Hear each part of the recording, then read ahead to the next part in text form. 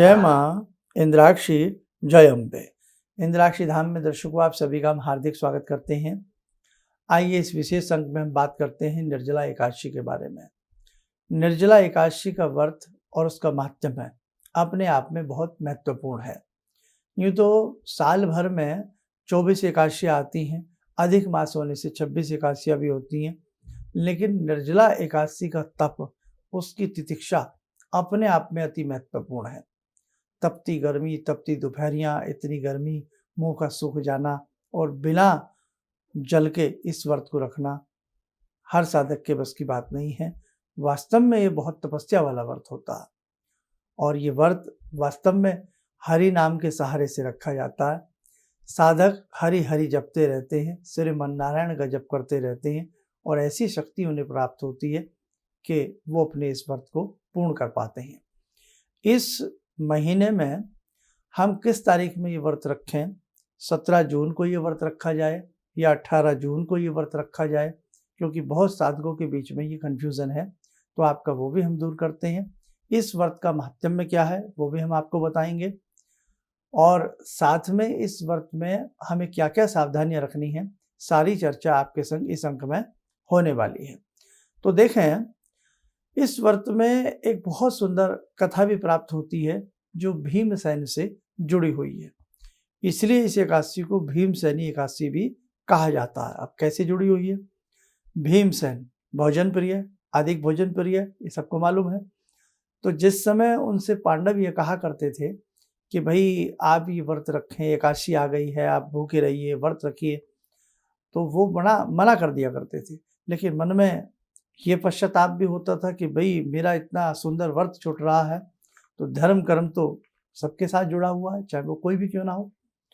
तो उन्होंने एक बार प्रश्न किया कि मैं कैसे इस समस्या से पार पाऊं। तो वेद व्यास जी ने उनसे कहा कि आप एक काम करें भीमसेन, आप अगर समस्त एकादशियों में व्रत नहीं रख पाते हैं तो केवल वर्ष में जो निर्जला एकादशी आती है उस निर्जला एकादशी को अपना व्रत रख लिया करें। अब निर्जला एकादशी ही क्यों चुनी गई, उसका भी एक रहस्य है। निर्जला एकादशी इसलिए चुनी गई क्योंकि इन दिनों में ज्येष्ठ मास में, जेठ का महीना, हर वर्ष आप देखते हैं कितनी उसमें गर्मी होती है, कितना उसमें तपन होती है और बिना पानी के रह पाना, वो भी इतनी गर्मी में, वो एक साधारण से व्यक्ति के बस की बात तो नहीं होती है। तो इसलिए निर्जला एकादशी भी चुनी गई क्योंकि तप की श्रेणी में निर्जला एकादशी बहुत आती है।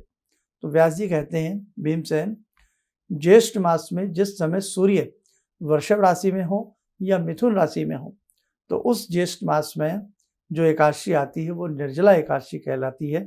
आप उस निर्जला एकादशी का यदि व्रत पूर्ण विधि विधान से रख लेंगे तो आप अन्य एकादशी एक बार को आप चाहे ना रखें। तो जब भीमसेन ने ये एकादशी रखी, तब से इसका नाम भीमसेनी एकादशी भी पड़ गया है। अब कम टू द पॉइंट पे आते हैं कि हम 17 तारीख को रखें या हम 18 तारीख को रखें। सामान्य रूप से जो एकादशी का व्रत लोग रखते हैं तो आप 17 तारीख को भी एकादशी का व्रत रख सकते हैं, लेकिन अगर किसी ने पूर्ण विधि विधान के अनुसार ये व्रत अपना रखना है, जैसे पूरा निर्जल रह कर भी रखना है, तो उस स्थिति में इस व्रत के लिए आप 18 तारीख ही चुने, 18 जून ही चुने तो ज़्यादा अच्छा है। इसका कारण है सूर्य उदय तिथि जो हमें प्राप्त हो रही है, हालांकि सूर्य का टच हमें 17 में भी प्राप्त हो रहा है, लेकिन अब एकादशी में जब आप इतना बड़ा व्रत रख रहे हैं, इस ज्येष्ठ मास की तपती दोपहरियों में आप बिल्कुल निर्जल रहेंगे, तो आपको फिर ये व्रत किस दिन खोलना पड़ता है? द्वादशी में। और द्वादशी कब मिल रही है आपको? द्वादशी मिल रही है आपको 19 जून की। इसलिए भैया आप जो भी इस व्रत को रखना चाहते हैं, इस बार का निर्जला एकादशी का व्रत स्पष्ट कर देते हैं, आप 18 जून को रख लें। ठीक है, 18 जून को ये व्रत रखें। अब 18 जून को आपने निर्जल रहना है, ध्यान रखें। अब जो निर्जल रह सकते हैं तो वो अपने शरीर का ध्यान रखते हुए किसी भी व्रत को करने का प्रयास किया करें। इसमें कहा गया है कि अंजलि भर जल हम सिर्फ कुल्ला करने के लिए, दातून करने के लिए इस्तेमाल कर सकते हैं, जो हमारे घट से, गले से नीचे तक ना जाए, केवल हम कुल्ला भर करने के लिए। या कितना जल, बहुत क्वेश्चन कर लेते हैं कितना जल इसमें पी सकते हैं साहब, दिन में प्यास लगे, होठ सूख जाएं तो क्या हम जल ले सकते हैं? नहीं साहब, नहीं। केवल जब प्रातःकाल हम पूजन करें, आचमन मात्र के लिए जल का उसमें प्रावधान है, केवल आचमन मात्र। अब आचमन में कितना? मामूली सा जल, आचमन मात्र के लिए आप उसमें जल, पूजन के लिए जरूर उसमें कोई विधा वो नहीं है। लेकिन इसके अलावा आप सोचें मैं एक कटोरी भर के जल पी लूँ, एक गिलास भर के जल पी लूँ, तो वो व्रत खंडित हो जाता है।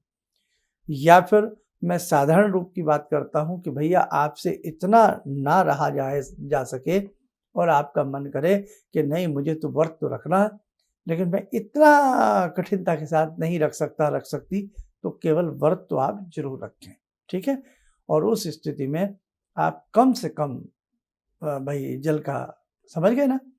तो कहने का भाव, लेकिन निर्जला एकादशी है तो फिर निर्जला ही होना चाहिए, तो वो तो अपनी जगह बड़ा व्रत कहलाता ही कहलाता है। लेकिन भगवान ने ये कहा है कि बेटे अपने शरीर का ध्यान रखो, है ना। अब जैसे बहुत छोटे बच्चे हैं उनके लिए छूट है, बुजुर्ग हैं उनके लिए छूट हो जाती है कि भाई वो इतना वो नहीं कर पाते, और कोई रोगी है, बीमार है, अब आप बहुत रोगी हैं, आपका लंबे समय से एकादशी का व्रत चला आ रहा है, तो क्या करेंगे? आपको बीच में टैबलेट भी लेनी पड़ जाती है, क्योंकि वो आप नहीं छोड़ सकते। कुछ लोगों को ऐसी, देखो भैया मेरी बात को अन्यथा ना लेना विद्वान जन, कई बार कुछ लोगों को ऐसी समस्याएं शारीरिक होती हैं कि उन्हें मेडिसिन लेनी ही पड़ती है, वो मेडिसिन ना लें तो कई बार जान को आ जाती है। इसलिए उस स्थिति में बेटा आप अपना हरि स्मरण करते हुए भगवान का प्रसाद समझ करके अपनी जो भी आपने जल से मेडिसिन लेनी है या दूध से जो भी लेते हैं, वो वहाँ फिर आपके लिए, रोगी के लिए एक छूट है, ये रोगी की बात बताई गई है। अन्यथा जो बिल्कुल स्वस्थ हों वो अपने हिसाब से निर्जला एकादशी का व्रत रखें। और साथ में 19 तारीख को ध्यान रख लें, द्वादशी जो है 7:17 तक है। 19 जून को द्वादशी 7:17 तक है। सूर्य उदय होने की स्थिति में कहीं 1-2 मिनट ऊपर नीचे बात हो सकती है, तो आप ध्यान रखें 19 तारीख को द्वादशी में जब व्रत का पारायण करेंगे तो आप 7:15 बजे तक करने का प्रयास करें, समझ गए। और अब जो बहुत लोग ऐसे हैं कि हमारे पास ऐसे मैसेज हैं, संदेश हैं कि हम जहाँ से जुड़े हैं, जिस संस्था से या जो भी है, तो वहाँ 17 तारीख का भी एकादशी का व्रत रखा जा रहा है।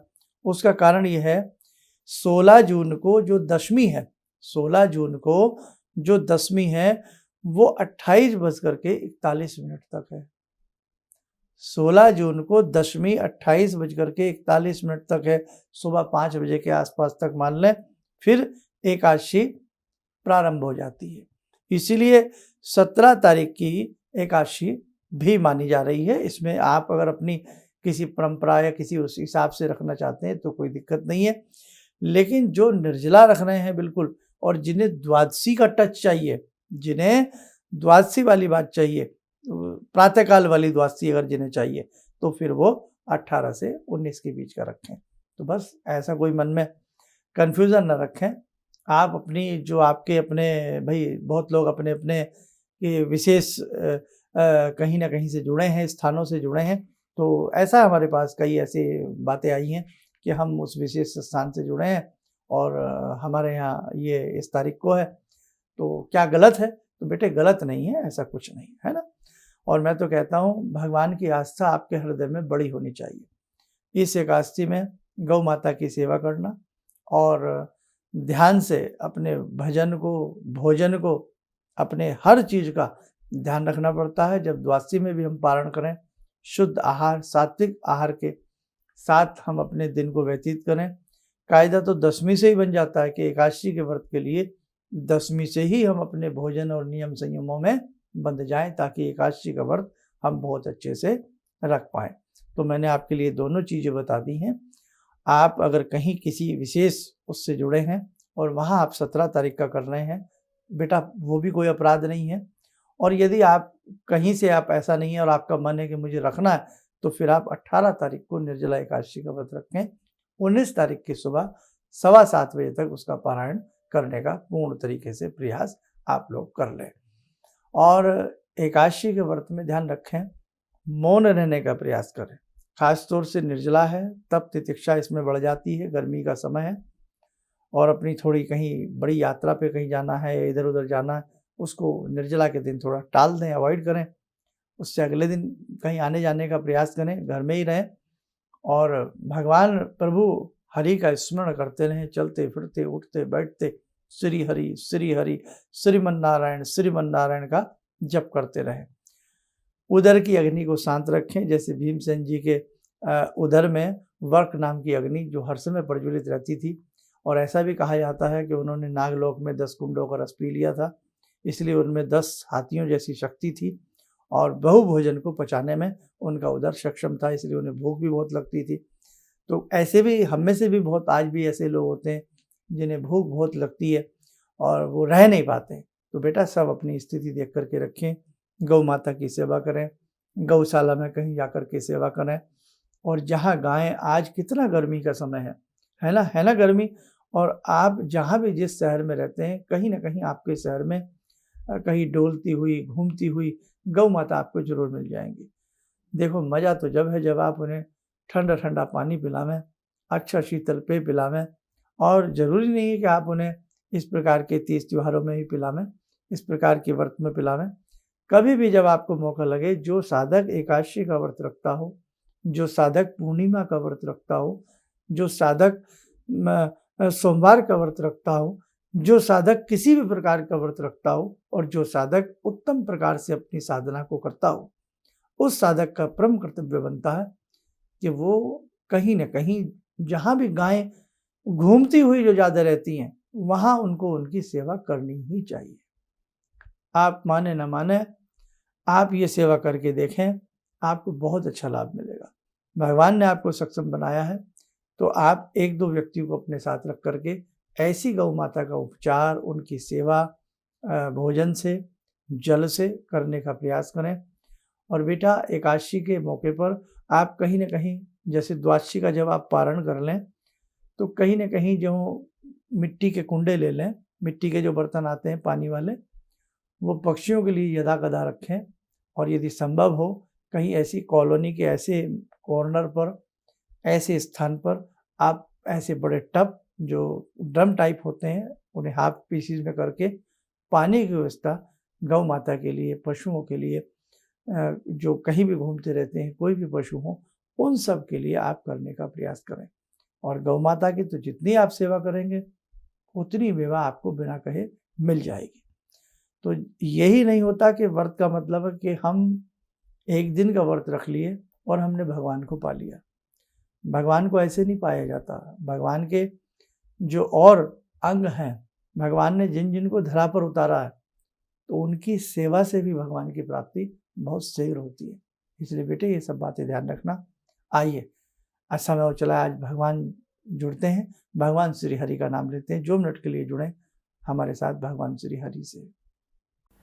ॐ करारविन्दे न पदारविन्दं मुखारविन्दे विनिवेशयन्तं वटस्य पत्रस्य पुटे शयानं बालामुकुन्दं मनसा स्मरामि, बालामुकुन्दं मनसा स्मरामि।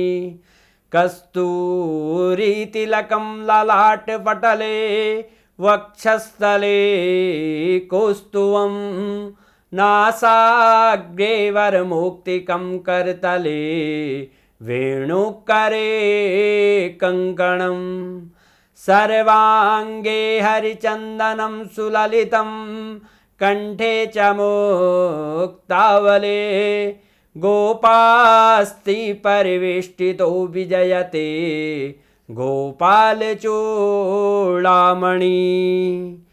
शान्ताकारं भुजगशयनं पद्मनाभं सुरेशं विश्वाधारं गगनसदृशं मेघवर्णं शुभांगं लक्ष्मीकान्तं कमलनयनं योगवृद्ध्यानगम्यं वन्दे विष्णुं भवभयहरं सर्वलोकैकनाथम्। कवच बना लें, ध्यान करें, भगवान श्री हरि का शुभ आशीष हम सबके ऊपर बरस रहा है।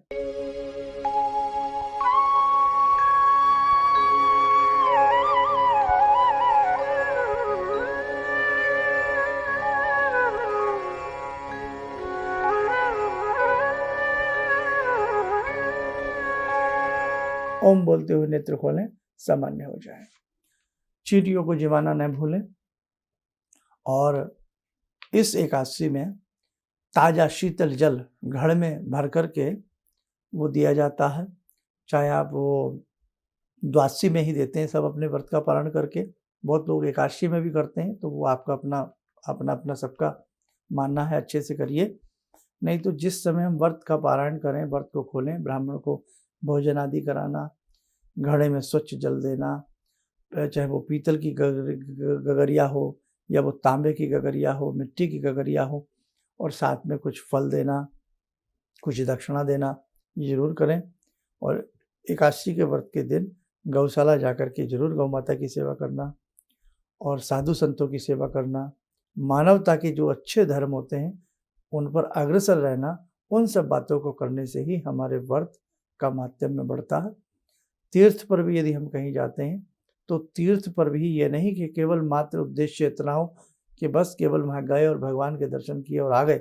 नहीं साहब, तीर्थ पर जाएं, मंत्र का जागरण मन में रखें, ऐजपा जप रखें, आते समय भी तीर्थ से मंत्र का ऐजपा जप रखें, और जहाँ जिस स्थान पर जा रहे हैं हमें वहाँ जो सेवा हमसे हो सके वो हम सेवा करने का तीर्थ पर जाकर के प्रयास करें, तभी हमें उसके संपूर्ण फल का लाभ प्राप्त होता है।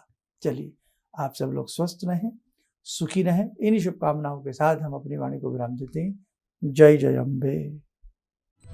किसी भी समस्या के समाधान के लिए मिले प्रसिद्ध हस्तरेखा एवं वास्तु विशेषज्ञ प्रोफेसर धर्मेंद्र शर्मा जी से। नोट: शिविर में भाग लेने हेतु एवं व्यक्तिगत रूप से मिलने के लिए कॉल करने का समय सुबह 10 बजे से शाम 6 बजे तक। हमारे विभिन्न ज्ञानवर्धक कार्यक्रम देखने के लिए आप हमें अभी सब्सक्राइब करें, बेल आइकन को प्रेस करें ताकि आप देख सकें हमारा कार्यक्रम सबसे पहले। और अधिक जानकारी के लिए फेसबुक पेज को लाइक करना न भूलें।